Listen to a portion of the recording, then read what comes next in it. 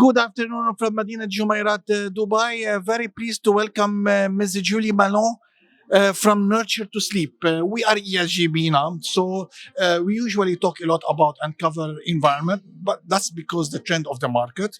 However, as you know, social and governance also are essential parts of ESG. Today, as sleeping, there is a severe problem or basic lack of sleep across the world, especially within the business community. We're talking about, for example, myself was in Japan, US. We're talking about long haul flights, extensive business trips, and all that. So, what's your mission and vision to start with? Well, it's basically to educate. We are wanting, there is so much more information now there, which is science-based and evidence-based. So it's not about opinion. And the more that we know, the more that we can actually do something around sleep. For example, we know that 1/3 of the world is not sleeping. Mm-hmm. And we are also so aware that, for example, on that first night, when you are traveling, the body can lose up to 40% of its deep restorative sleep. Mm-hmm. And it's having that awareness. So if you know that first night you're going to be traveling, your body is not going to have as efficient and productive sleep as possible, then we can do something about it. Yeah. So that's what we're really looking at. It severely affects mental health, as you know, and the business world. There are so many flights all across the world, so many people traveling on business, and this would really, traveling long haul flights and severely affecting their mental health because of lack of sleep, of sleeping disorder. What is the impact, and how can we reduce that in today's world? I mean, the impact is huge.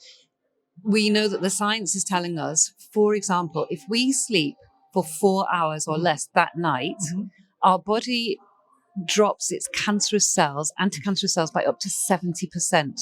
Yeah. So that our health is impacted. We know that when the body and the brain is out of sync and we are overtired, it increases anxiety. Our cognitive function is impaired. And if you put all of those things within the workplace, there is now a wealth of data that is showing us the impact on the GDP, the impact on the economy. When the workplace is not sleeping, then the outcome on productivity is reduced considerably. So where we really need to be going with this is our businesses need to be looking at sleep first, then work. Yeah. And then when we sleep better, we're going to work better. Yeah. How are you helping, or how can you help corporations, for example, in the Middle East or worldwide, in terms of reducing the impact of sleeping disorder among executives, for example? So, education. I've been invited to do a number of corporate speaking events with head of large corporations and CEOs to really help them understand why sleep is important, but not just about why. There's no point me saying you have to do this, this, and this, and it has to be like this if it's not manageable for you.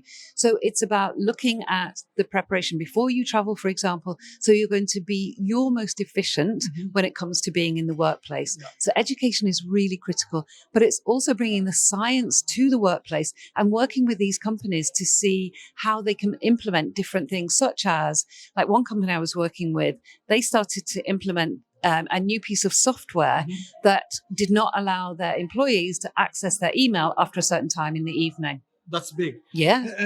Europe really, especially France, for example, was debating this, but didn't go through.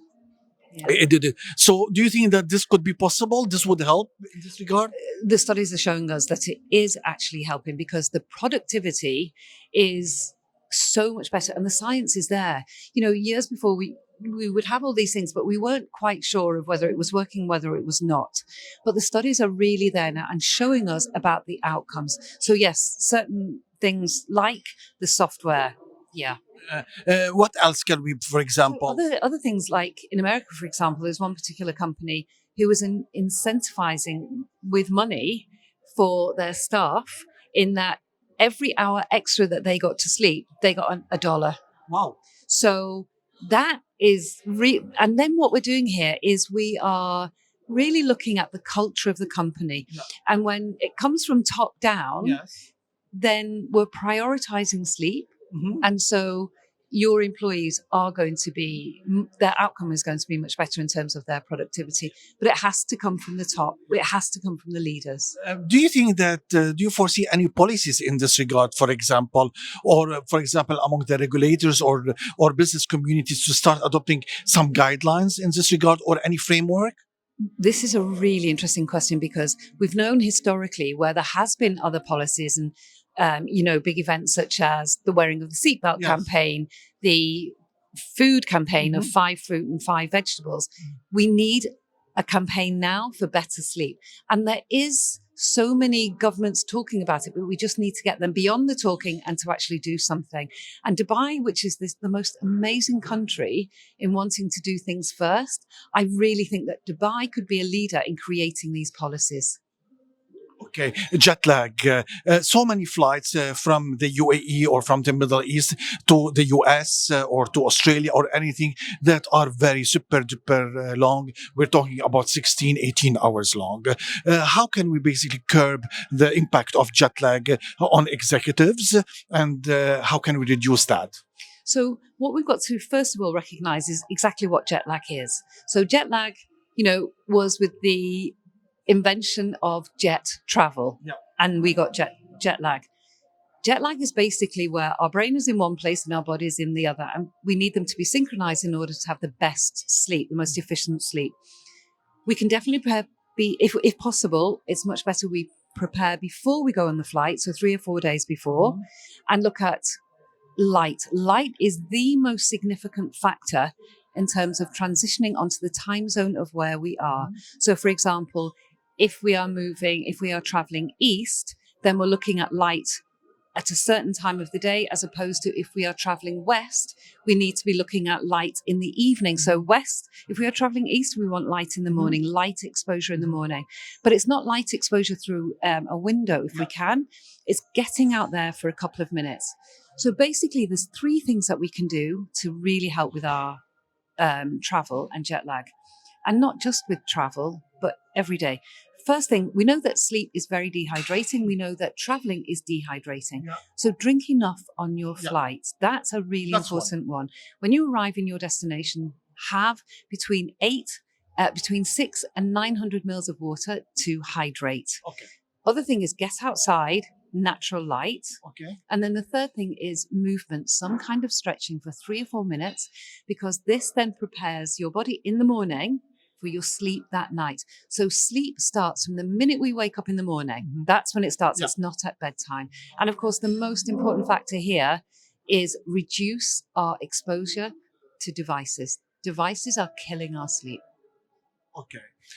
You mentioned about an application developed by NASA to curb or to help reducing the impact of jet lag. Would you please tell us more about the best basic technologies available that help in this regard, so for people to adopt? So where we're saying that technology is destroying our sleep, we also are seeing how it is supporting our sleep too when it's used appropriately. There's a wonderful app called Time Shifter.